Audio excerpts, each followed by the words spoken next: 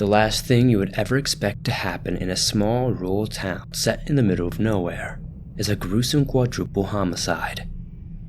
By all accounts, Ina, Illinois is a quiet, sleepy town that did not have much more than a general store, bank, a gas station, post office, and a firehouse. This case really caught my eye. I would assume it is because I come from a town just as small. With roughly only 900 people in the town I grew up in, these small town cases really hit home for me. This case is of course from the 80s, 1987 to be exact. It has many strange and brutal details, and is not for the easily squeamish. This is the unsolved story of the Dardeen family murders.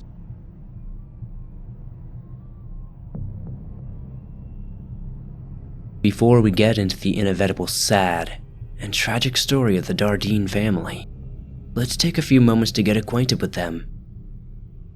The Dardeen family consisted of Russell Keith Dardeen, his wife Ruby Elaine Dardeen, who was pregnant at the time, and their 2-year-old son Peter Dardeen. Both Russell and Ruby went by their middle names, so I will be referring to them as Keith and Elaine throughout the entire video. By all accounts, it seemed that the Dardeen family was very well liked, and no one who knew the family had anything bad to say. The family lived in a trailer home in the woods close to Keith's job at the water treatment facility.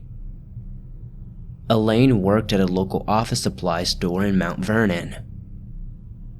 The Dardeens were very active in their local church.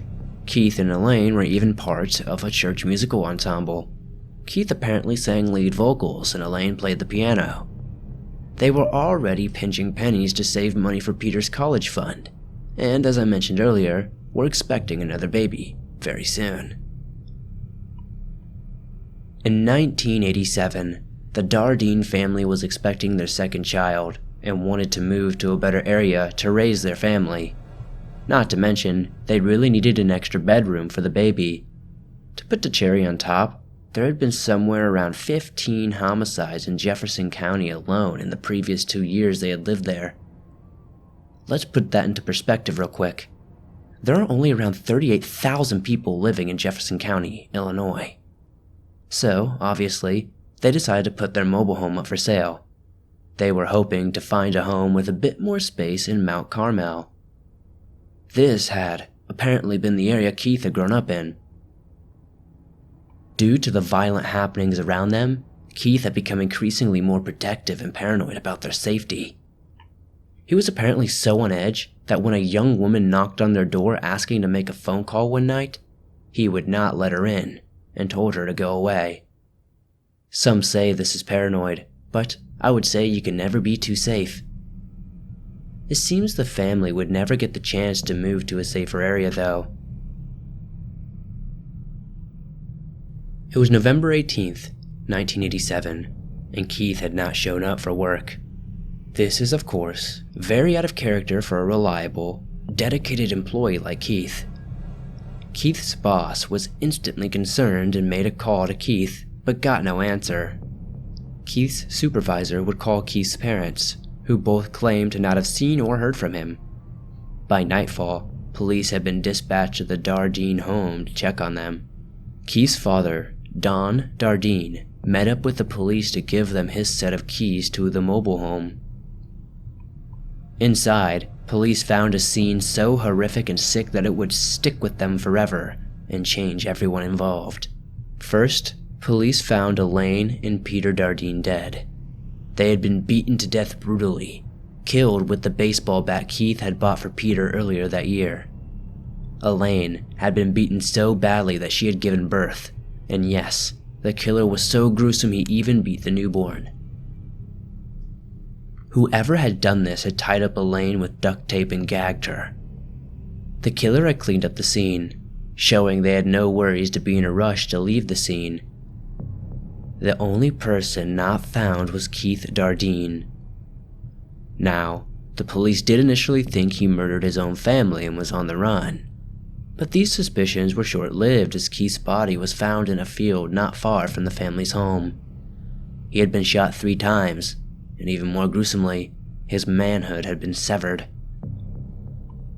Keith's car was found parked outside of the local police station in a nearby town called Benton, which shows how bold this killer was. For those interested, Keith drove a red 1981 Plymouth. From the images I could find, it looked to be a hatchback-style car of sorts. The car was parked just 10 miles from the Dardeen family home. The blood which was found in the car, which is assumed to be Keith's, shows it may have been the site of his murder and mutilation. The case starts to get strange here though. Elaine and Peter were estimated to have been dead for roughly 12 hours before they were found. Keith had likely been dead for closer to 24 to 36 hours before he was discovered. This detail has made some police question whether this was the work of one killer or perhaps multiple. Officials were having a very hard time putting together a motive. There was no sign of forced entry, as the back door had been left open. Robbery did not seem to be the motive either, as cash and valuables were easily accessible, but were left untouched. Elaine had not been sexually assaulted, so that rules out that aspect as well. This crime just seems way too brutal and much too violent for it not to be something personal. I am not the only one with this mindset though.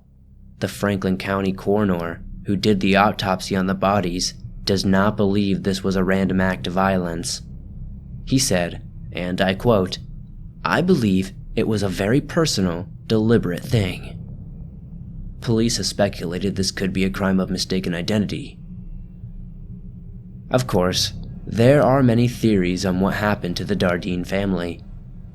Keith's mother said she believes someone tried to force Keith into selling drugs, and when he refused, he got, well, I guess, mutilated. Personally, I find this a bit hard to believe simply due to the sheer amount of violence involved in the crime. If he was simply shot, then that theory would make a bit more sense to me. Not to say that isn't what happened though. Keith's mother also has a theory that someone had the hots for Elaine, and she did not accept his advances and took his rage out on the family. This could be plausible, but wouldn't you think sexual assault would occur? Maybe not, but it does make sense and could be a possible answer. The next theory will make many roll their eyes and click away, but this theory actually does have some semblance of logic behind it. Rumors ran wild among locals that the unborn baby of Elaine had been ripped out from her womb. This, combined with the mutilation of Keith's man parts, sent the locals in a frenzy, thinking satanic ritual killings were being carried out in their neighborhoods. The 80s were the absolute height of the satanic hysteria, which really didn't help the officials move this case forward at all. The last theory I wanted to touch on is the serial killer theory. I am unsure where this was suggested or who suggested it, but there was a string of suspected serial killers going on in the area. A regional serial killer was a solid idea at the time, and still could make the pieces to this puzzle make a bit more sense. Despite a long-standing investigation from Illinois State Police, Jefferson County Police, roughly 30 detectives working full-time, and even FBI involvement, nothing outside of a few suggestions and potential profiles came of this. The FBI stated this crime defied their analytic methods, and finding a motive was nearly impossible. It is safe to say that in a small town such as Ina, Illinois, the locals were all on edge and paranoid after all of these murders. A local Ina resident told the local coroner, that also doubled as a local doctor, that he had lost 14 pounds due to the stress of living next door to the Dardeen family home. The Dardeen family's landlord even stayed up late in the night reading books to stay awake out of fear. Nobody knew why the deaths were happening, which made everyone uneasy and made them feel like a target. This case would sadly, like many others, become a cold case.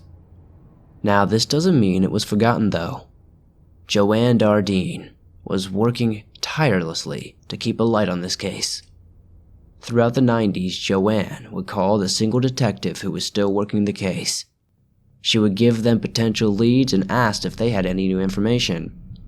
She also acquired more than 3,000 signatures from the area to get the Oprah show to share her family's case on the show.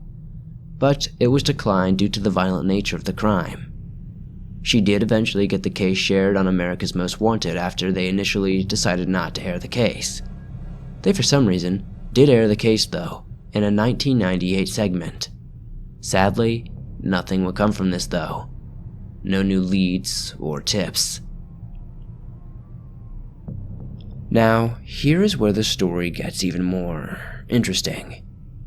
In 2000, serial killer Tommy Lynn Sells, who was arrested for cutting the throats of 2 girls in Texas, started to confess to a plethora of other unsolved murders across the country. Sells claimed he was a carny who train hopped across the country. He claimed to have killed the Dardenne family after Keith had invited him over for dinner after meeting him at a pool hall or a truck stop. He claims Keith tried to get him to partake in a threesome with his wife. This story is highly doubted by many though. The Dardenne family was extremely religious, and as we mentioned before, Keith was a very cautious guy. Remember how Keith declined a young girl to come into their home to use their phone? Why would he let a 22-year-old man in? This was a common question for the locals at the time. Even though Tommy Lynn Sells would confess to upwards of 70 killings, he was only convicted of 22. Officials were convinced he committed those 22, but sadly the Dardenne family was not included in that list. It would be very unlikely Tommy Lynn Sells killed the Dardenne family, but not impossible. As of now, the brutal and disturbing case of the Dardenne family murders remain unsolved.